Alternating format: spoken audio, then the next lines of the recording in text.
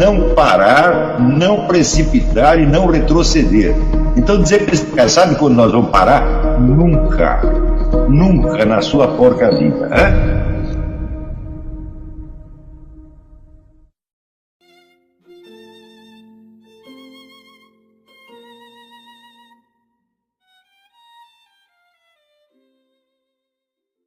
Keith Richard da Silva pergunta: o senhor já falou em vários fatores das artes e das letras que se somariam a esses que enumerou hoje. Quais seriam os mais importantes do seu ponto de vista? Bem, eu não enumerei todos ainda. Tem, vamos dizer, uma série de outros elementos importantes, por exemplo, do ponto de vista literário, que eu não mencionei. Tá certo?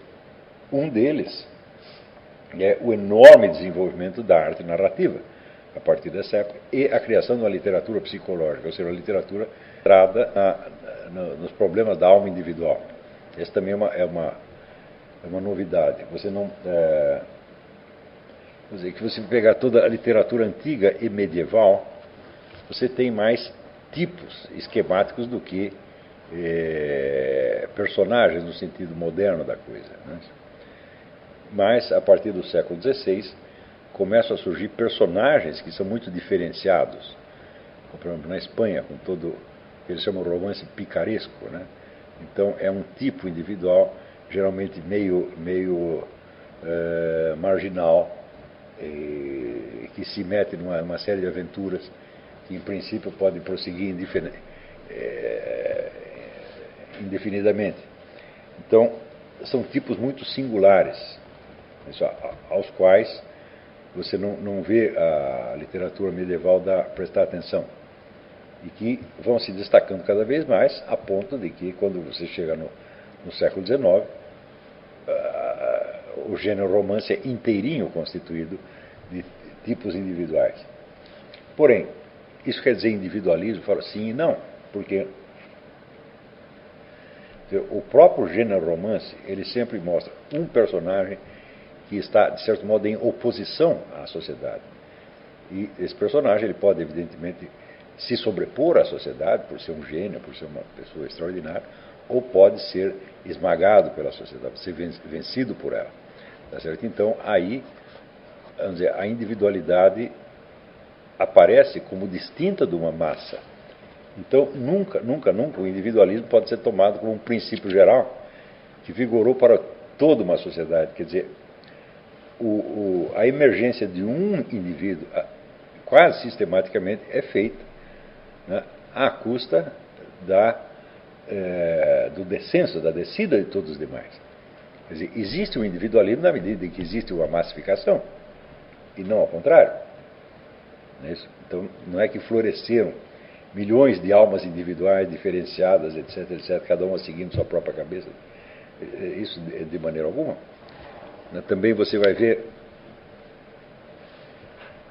nos séculos seguintes, você vê que vai surgir o elemento da propaganda, que antes era uma coisa desconhecida, né, com o advento da imprensa, e depois, já no século XVIII, o surgimento do jornalismo. Então você tem um elemento de massificação, de um poder imenso, de modo que certas ideias, certas imagens, certas palavras de ordem conseguiam se transmitir muito rapidamente a uma população inteira, portanto, neutralizando as suas diferenças individuais e fazendo com que a massa pudesse, em certos momentos, agir como se fosse, né, um só homem. Que é uma coisa que, se você observar na Idade Média, movimentos populares, isso acontecia em escala muito local. Era uma cidade, uma vila. Né? Mas movimentos que atravessavam nações inteiras, não, isso era impossível na Idade Média. Mas, então, a individualidade moderna, ela é um contraponto da massificação e não um fenômeno que existe em si mesmo. Isso, muitos historiadores, o próprio Jacob Burckhardt, ele marca assim, a característica fundamental da Renascença para ele é o individualismo. Tá certo? Mas hoje nós entendemos que o individualismo não é uma força em si, tá certo? É um elemento dialético, antagônico, e que, se vocês se lembram daquela aula que nós demos sobre o quadro do Hans Holbein, os embaixadores, você vai ver que a coisa já surge de uma maneira problemática desde o início. Por exemplo, no individualismo teológico protestante, quer dizer, o isolamento no qual o indivíduo se encontra, né, perante Deus, quer dizer, e ele sem saber se ele está entre os eleitos ou entre os condenados, né, e não existe nenhuma autoridade externa que possa, como na Igreja Católica, absolver dos seus pecados. Você não tem a confissão, né, e não tem a comunhão. Então você não tem nenhum apoio externo. Quer dizer, o próprio Lutero descrevia isso como se fosse, vamos dizer, uma noite onde não vigora mais a lei, onde não tem lei, é uma espécie de arbitrariedade divina.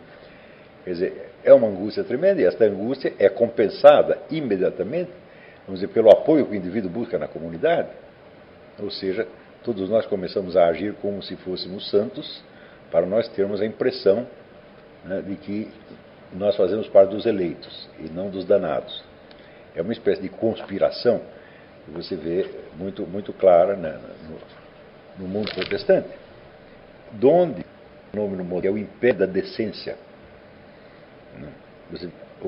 A preocupação de você ter uma conduta externa decente, ela não é grande na Idade Média, ela praticamente inexiste. Claro, você tinha grandes santos, tinha exemplos de santidade absolutamente magnífica, mas era, vamos dizer, o reino da confusão e da perdição, todo mundo sabia disso.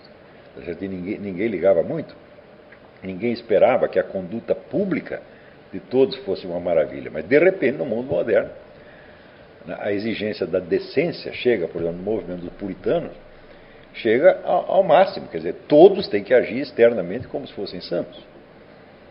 Não dá para você saber se eles são santos efetivamente, porque não há como julgar de fora, né? Quer dizer, cada um, no caso, é o juiz de si mesmo perante Deus. Mas, exteriormente, todos temos que agir como se fizéssemos parte dos eleitos. Vamos dizer, a intensidade desta exigência chega, vamos dizer, a criar estados patológicos, né? Quando você vê o fenômeno, por exemplo, da caça às bruxas, né, o fenômeno da caça às bruxas é um fenômeno eminentemente protestante, não católico, né?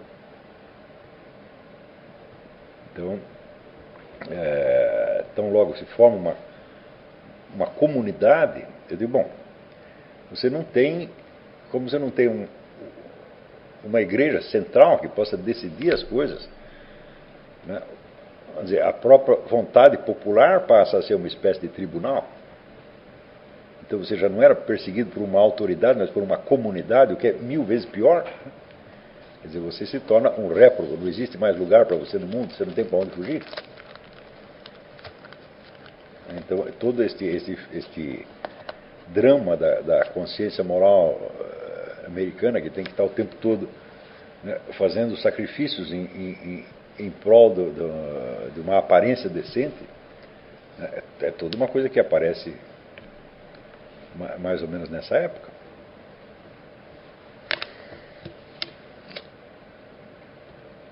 Um outro fenômeno que eu também não analisei aqui, talvez a gente, se der tempo, a gente mexe nas próximas aulas, a organização interna da igreja.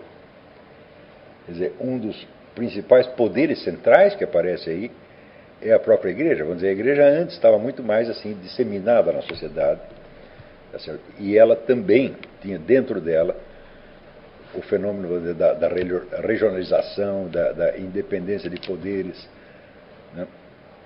Então, a partir de um certo ponto, o Papa se vê forçado a criar uma organização burocrática centralizada até para reagir à reforma protestante.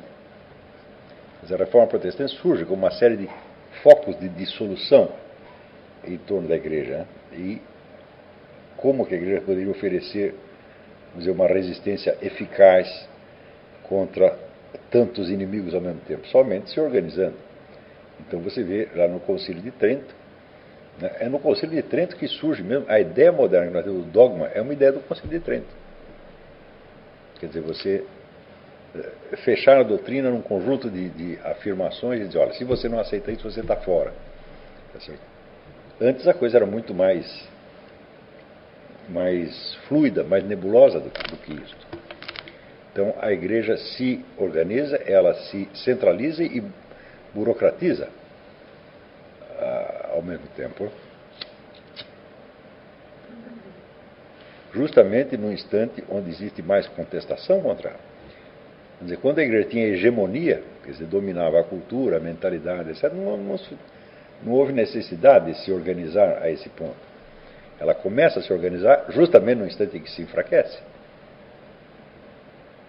Então, é como se fossem várias correntes, né, que na origem parecem totalmente separadas e que acabam convergindo para criar, vamos dizer, a figura moderna, né, do Estado centralizador, né, intervencionista, que tem a seu serviço a ciência e a técnica, que é um fenômeno que nós observamos até hoje.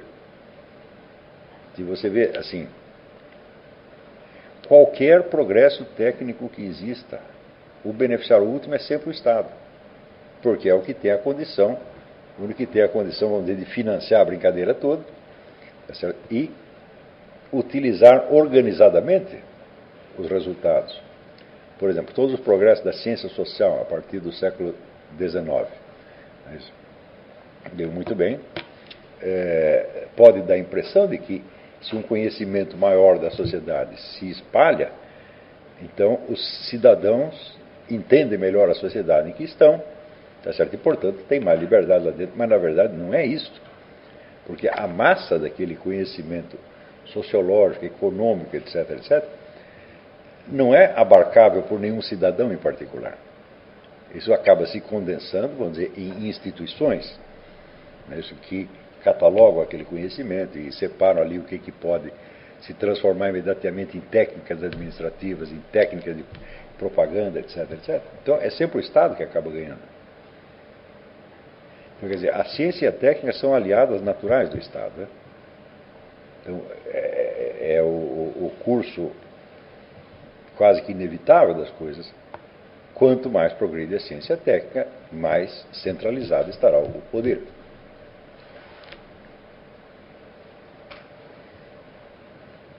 Mas, evidentemente, em tudo isso existe, em todos os processos humanos, existe oposição e ambiguidade, né? Você vê, quando os puritanos vêm para cá, eles trazem consigo esta mentalidade, vamos dizer, da decência e da comunidade que fiscaliza todo mundo. Mas, ao mesmo tempo, eles querem fugir do domínio de um poder central. Então você tem as duas coisas. Você tem uma espécie de individualismo comunitário, quer dizer, as comunidades que dentro delas elas exercem um controle quase tirânico, né, da vida dos indivíduos, mas que preservam a sua liberdade em relação ao poder central. Então é como se fosse, vamos dizer, vários pequenos totalitarismos independentes, com a vantagem seguinte, que se você não se sente bem dentro de uma comunidade, você forma a sua. Você vai embora e cria outra comunidade que pensa diferente. E onde você também, a comunidade também vai exercer a mesma pressão sobre os seus membros, né? Aqui nos Estados Unidos eles têm muita ideia de que uma sociedade livre e democrática só é possível dentro de um ambiente cultural onde as pessoas sejam cristãs e se pautem por uma conduta cristã. Eu digo muito bem, quem fiscaliza a conduta cristã? O Estado não pode ser. Porque se for o Estado, então daí acabou a liberdade, né? Então, vamos dizer, a opressão comunitária é a condição da liberdade em relação ao Estado. E é evidente que a comunidade não vai conseguir e nem vai tentar, né, te controlar por tantos meios técnicos quanto o Estado pode fazer. Nesse o Estado, por exemplo, a esta altura que nós estamos falando aqui, pode ser um cara lá a 2 quilômetros gravando o que nós estamos falando aqui. Isso aí a comunidade não vai fazer, só o Estado vai fazer. Então você tem menos liberdade pessoal e você tem mais liberdade civil e política. Isso foi um acordo que eles fizeram. Todas as sociedades são imperfeitas e resultam de uma negociação. Então aqui a negociação foi essa, né? Os indivíduos são mais livres em relação ao governo. O canal tranquilo? Então, Na nossa comunidade do YouTube a gente sempre deixa alguma postagem, juntamente com alguns links de livros para vocês adquirirem. E também deixamos sempre aqui nos comentários e na descrição do vídeo nossas redes sociais. Então se inscreva no canal, siga a gente nas redes sociais e quem puder apoie o nosso canal financeiramente. Temos Pix, Vaquinha, Apoios e temos nosso conto também para quem quiser nos ajudar. Tranquilo? É isso aí. Sempre com Deus, pátria, família e liberdade por um Brasil melhor. Valeu!